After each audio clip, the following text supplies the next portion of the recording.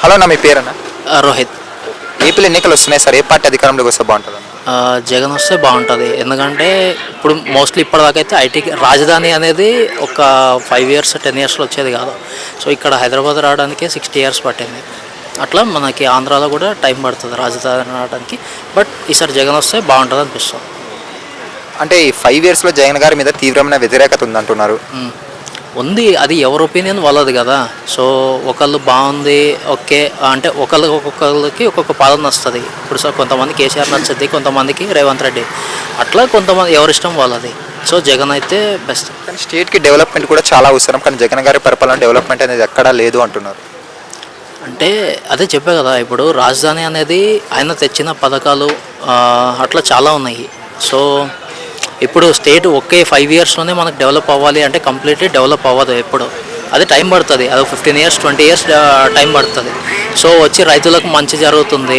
ఇప్పుడు చంద్రబాబు నాయుడు గారు వస్తారు, ఆయన వచ్చిన తర్వాత ఇప్పుడు స్టేట్కి కరెక్ట్ మంచి జరుగుతుంది అంటే ఆయన హైదరాబాద్ అంటే ఐటీ తెచ్చాడు అంటారు. ఓకే తెచ్చాడేమో, మేబీ ఒక హైటెక్ సిటీ ఒకటే వచ్చింది అంతే అక్కడి నుంచి. సో అట్లా ఈయన కూడా టైం పడుతుంది ఏమో, ఈ 5 yearsలో ఇంకా చాలా చేంజెస్ రావచ్చేమో, అది మనకు తెలియదు కదా. అంటే టీడీపీ, జనసేన, బీజేపీ ముగ్గురు కలిసి రావడం వల్ల ఈసారి రాబోయే ఎన్నికల్లో జగన్మోహన్ రెడ్డి గారి సీట్లు తగ్గే అవకాశం ఉందా?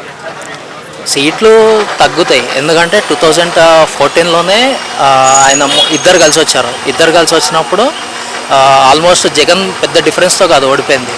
సో ఇప్పుడు ముగ్గురు కలిసి వస్తున్నారు. అటు జగన్ చేసిన పథకాలు అవి ఇవి ఉన్నాయి. అండ్ ఇప్పుడు నెక్స్ట్ చూడలేము, అది మేబీ ఇంతకుముందు అయితే 151 వచ్చినాయి, ఈసారి ఒక 120 అట్లా రావచ్చు. సరే, వైఎస్ షర్మిల గారి గురించి ఏమంటారన్న? షర్మిల అంటే లైక్ ఏముంది, ఆమె ఇప్పటిదాకా అయితే ఇక్కడ పార్టీలో పార్టిసిపేట్ చేసింది ఏం లేదు. ఓన్ పార్టీ పెట్టుకుంది. లైక్ అది మేబీ ఇంకా ఆమె గురించి అయితే నాకు అంత ఐడియా లేదు. అంటే ఇప్పుడు కడప ఎంపీగా పోటీ చేస్తున్నారన్న అవినాష్ రెడ్డికి ఆపోజిట్గా, మరి కడప ఎంపీ ప్రజలు ఎవరిని ఆశీర్వదిస్తారనుకుంటున్నారు?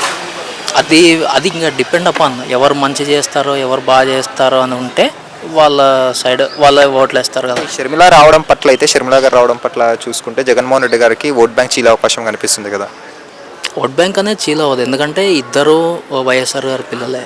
సో అది ఇంకా డిపెండ్ అపాన్ ఎవరు బాగా చేస్తారు. ఇప్పుడు కడప ఉన్నది డెవలప్మెంట్ ఒకలాగా ఉంది.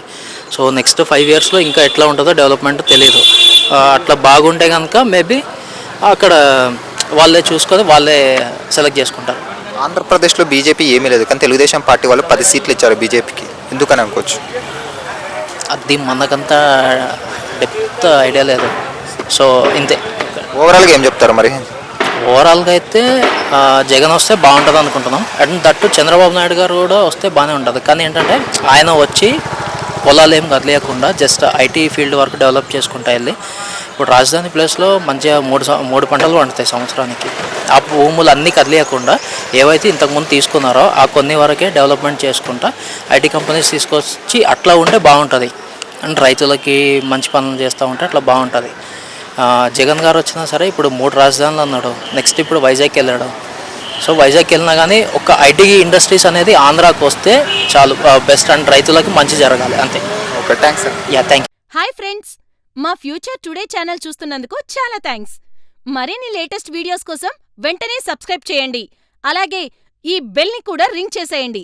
మా లేటెస్ట్ వీడియోస్ నోటిఫికేషన్స్ అన్నీ మీ మొబైల్లో వస్తాయి. మా వీడియోస్ మీకు నచ్చితే లైక్ చేయండి, షేర్ చేయండి, నచ్చకపోతే కామెంట్ చేయండి.